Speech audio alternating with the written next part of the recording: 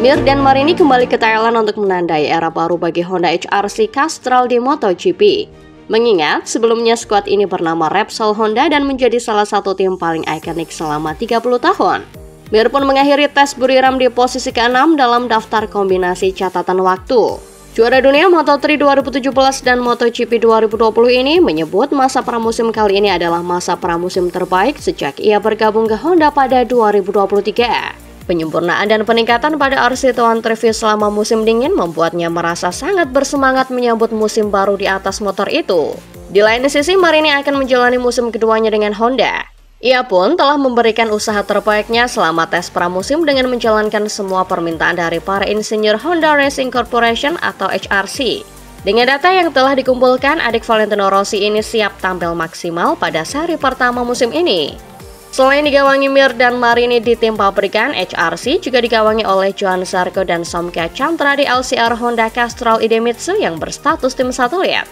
HRC juga digawangi oleh 3 test rider berpengalaman segudang yakni Stephen Bradl, Alex Espargaro, dan Takaki Nakagami.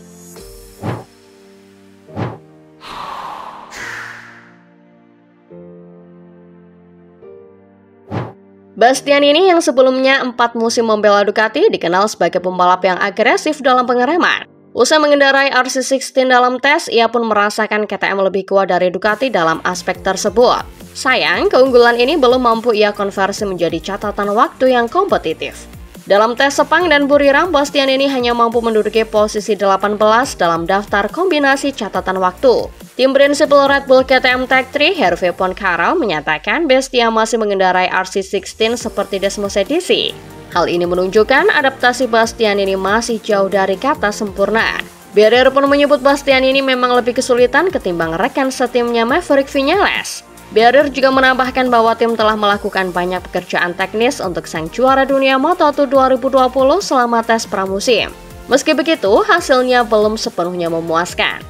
Selain lambannya adaptasi Bastianini, Barrier juga mengeluhkan sedikitnya jumlah hari tes yang diberikan kepada para rider MotoGP.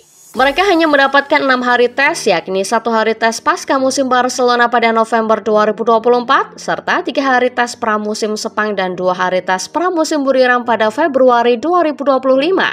Menurut Barrier, kejuaraan lain memiliki jumlah tes yang lebih banyak sehingga para pembalap anyar mereka bisa beradaptasi dengan waktu yang layak. Buat SPK dan Formula One misalnya, tim-tim pesertanya diizinkan untuk menjalani beberapa tes tertutup sebelum menjalani tes pramusim resmi.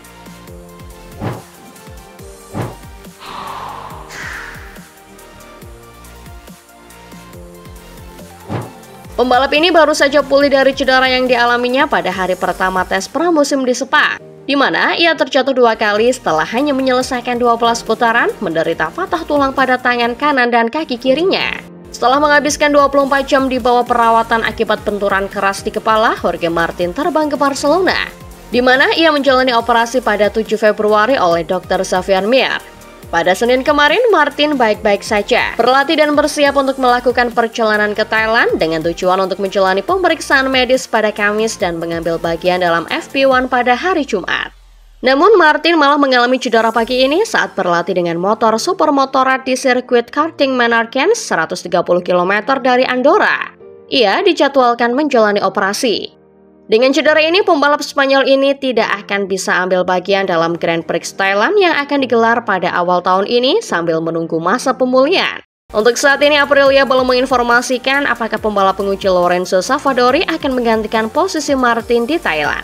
Seminggu yang lalu, setelah menjalani pemeriksaan medis di klinik Dexus, dokter memberikan izin kepada pembalap tersebut untuk mulai berlatih dan melakukan perjalanan ke Buriram, di mana Direktur Medis MotoGP Angel Charte akan melakukan pemeriksaan terakhir untuk memberikan izin untuk GP Thailand. Sebuah proses yang akhirnya terhenti karena cedera yang terjadi pada hari Senin. Perhentian kedua dalam kalender MotoGP 2025 adalah GP Argentina, yang akan berlangsung 2 minggu lagi pada 16 Maret.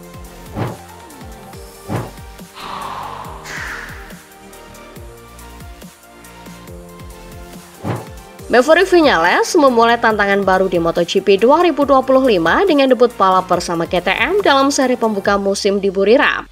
Setelah sebelumnya mencetak podium bersama Suzuki, Yamaha, dan Aprilia, ia kini berupaya menyesuaikan diri dengan RC16 dan mengejar kesuksesan dengan pabrikan asal Austria tersebut.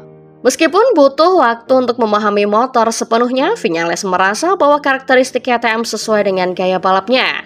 Hasil uji coba musim dingin menunjukkan progres yang stabil, meskipun masih diperlukan adaptasi lebih lanjut saat menjalani balapan sesungguhnya. Seri pembuka di Thailand menjadi ajang spesial bagi Viñales, mengingat atmosfer yang selalu meriah dengan dukungan para penggemar lokal. Selain itu, musim ini menandai kali pertama ia berlaga sebagai pembalap tim satelit setelah 1 dekade membela tim pabrikan. Namun, dengan semakin setara antara motor pabrikan dan satelit dalam beberapa tahun terakhir, Viñales tetap optimis akan peluangnya bersaing di barisan depan. Di KTM, ia bergabung dengan 3 pembalap berbakat lainnya, termasuk Pedro Acosta, Brad Binder, dan Enea Bastianini. Dengan dukungan penuh dari tim dan semangat kerjasama antar pembalap, Viñales berharap bisa segera mencapai performa maksimalnya bersama KTM.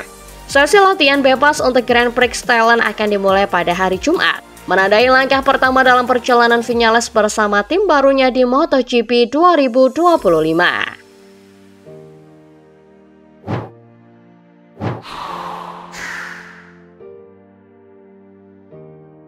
Persaingan Francesco Bagnaia dan Marc Marquez pada MotoGP 2025 bisa diganggu oleh 2 murid Valentino Rossi, Marco Bezzecchi, dan Franco Morbidelli.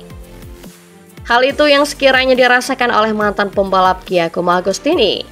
Menurutnya, 2 murid VR46 ini sama-sama hebat. Sosok Bezzecchi di matanya sudah semakin dewasa. Musim ini pengguna nomor 72 itu bakal mengendarai sepeda motor terbaru dari Aprilia. Di sisi lain, Morbidelli tak perlu diragukan lagi sepak terjangnya. Pada musim 2020 kemarin, dia nyaris saja menyabet gelar juara. Tahun ini, dia mendapatkan modal lebih besar lagi karena membalap bersama Pertamina Enduro Ducati VR46 Racing Team. Selain 2 murid Rossi tersebut, ancaman untuk Bagnaia dan Marquez juga bisa hadir dari pabrikan lain.